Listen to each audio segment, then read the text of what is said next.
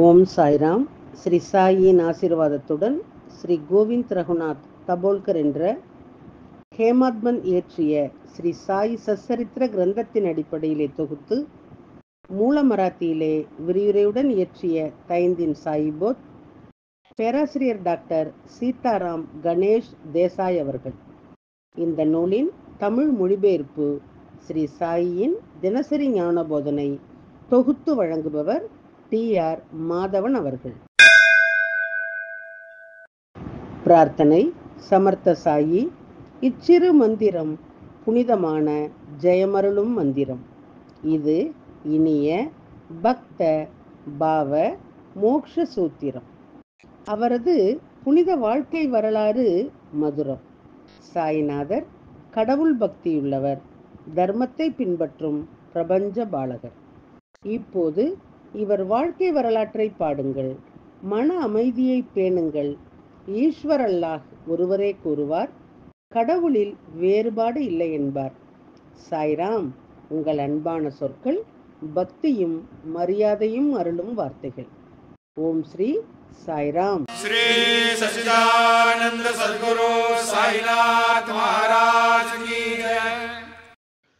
ஓம் சாய்ராம். ஸ்ரீ சாயின் இன்றைய ஞான போதனை அத்தியாயம் 14, ஓவி 150. காமம், கோபம், பேராசை தெரிந்து கொள். இவையே நரகத்தின் 3 வாயில்கள். இவற்றின் மூலம் சுய அழிவு தேவைப்பட்டால் வலுக்கட்டாயமாக கைவிடவும். விளக்கம். காமம், கோபம், பேராசை ஆகிய 3ம் ஒரு மனிதனை நரகத்திற்கு இட்டுச் செல்லும் வாயில்கள். அவை சுய அழிவுக்கு வழிவகுக்கும். அதனால்தான் கீதையிலே இந்த 3ஐயும் கைவிட வேண்டும் என்று கூறப்படுகின்றது. த்ரீவிதம் ஹெல்லாஸ் ஏதம் துவாரம் நாசனமாத்மனா காம குரோத ஸ்ததா லோபஸ் தஸ்மாதே த்ரயம் தயஜேத். பகவத்கீதை 16:21. கருணை மிக்க சாயி சமர் தனது பக்தர்களிடமிருந்து அவர்களின் நன்மைக்காக தட்சிணை கேட்பார். அதன் மூலம் அவர்களுக்கு தியாகத்தின் பாடத்தையும் கற்பித்தார். தட்சிணை கொடுக்காமல் பூஜை முழுமையடையாது. ரத்தன்ஜி சேட்ஜி என்ற ஒரு பணக்கார பார்சி மனிதர் ஷிரடிக்கு வந்து பாபாவை சந்தித்தார். அவருக்கு மகள்கள் இருந்தனர், ஆனால் மகன் இல்லை. ஆகையால் அவர் ஒரு மகனை பெறுவதற்கான வார்த்தையை கேட்க பாபாவிடம் வந்தார். பாபா தன்னிடம் பிச்சை கேட்ட கதையை ஹேமாத்மன் தொடர்ந்து ஆராய்ந்து வருகின்றார். பாபா சேட்ஜியிடம், அரே, நீ எனக்கு 3 ரூபாய் 14 அணாக்களை முன்பே கொடுத்தாய் என்று எனக்கு தெரியும். இன்று நீ தட்சிணையாக கொண்டு வந்த மீதியை எனக்கு கொடு என்றார். ரத்தன்ஜி இதற்கு முன்பு ஷீரடிக்கு போனதில்லை. அப்படியென்றால் அவரால் எப்படி 3 ரூபாயும் 14 அணாவையும் கொடுக்க முடியும்? அவர் பாபாவின் காலில் விழுந்து மீண்டும் தனது விருப்பத்தை தெரிவித்தார். பாபாவுக்கு அவர் தட்சிணை கொடுத்த போது சாய்நாத் பரிதாபப்பட்டு அவருக்கு உதிப்பிரசாதம் கொடுத்து தனது கருணை கரத்தை அவருடைய தலையிலே வைத்தார். அவர் சேட்ஜியை ஆசீர்வதித்து, அல்லாஹ் அவரது இதயத்தினுடைய விருப்பத்தை நிறைவேற்றுவாராக என்று கூறினார்.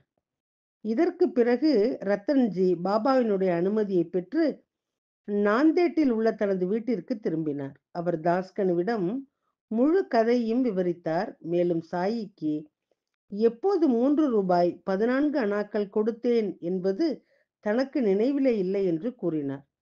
தாஸ்கனு நிறைய யோசித்தார். அப்போது அவருக்கு மௌலி சாஹேப் என்ற துறவி முன்பு நாந்தேட்டுக்கு வந்திருந்தது நினைவுக்கு வந்தது. அவர் பிறப்பால் ஒரு இஸ்லாமியராக இருந்தார். அவர் ஒரு சுமை தூக்கும் தொழிலாளியாக வேலை செய்து தனது வாழ்க்கையை நடத்தி வந்தார். ரத்தன்ஜி ஷிரடிக்கு செல்ல முடிவு செய்த போது மௌலி சாஹேப் ரத்தன்ஜியினுடைய வீட்டிற்கு வந்தார். சேட்ஜி அவர்களை மலர் மாலைகள், பழங்கள், பானங்கள் வழங்கி வரவேற்றார். மேலும் ஒரு சிறிய உணவையும் வழங்கினார். அதே நேரத்திலே ஏற்பட்ட செலவுகளின் பட்டியலை பார்த்து அவற்றை கணக்கிட்ட பிறகு மொத்த செலவும் சரியாக 3 ரூபாய் 14 அணாக்கள் என்று தெரிய வந்தது. தனக்கும் தனது உறவினர்களுக்கும் இடையிலே எந்த வேறுபாட்டையும் காட்டாதது போல பாபா தனது ரசீதை சேட்ஜியிடம் கொடுத்தார். குறிப்பு: இறைவனின் வடிவம் எல்லா உயிரினங்களிலும் உள்ளது. ஓம் ஸ்ரீ சாய்ராம். ஸ்ரீ சாயினுடைய தினசரி மற்றொரு ஞான போதனை. அடுத்த தொடரிலே கேட்போம். சாயியை பணிவோம். சாந்தி நிலவட்டும். ஓம் சாய்ராம். श्री सच्चिदानंद सद्गुरु साईनाथ महाराज की जय।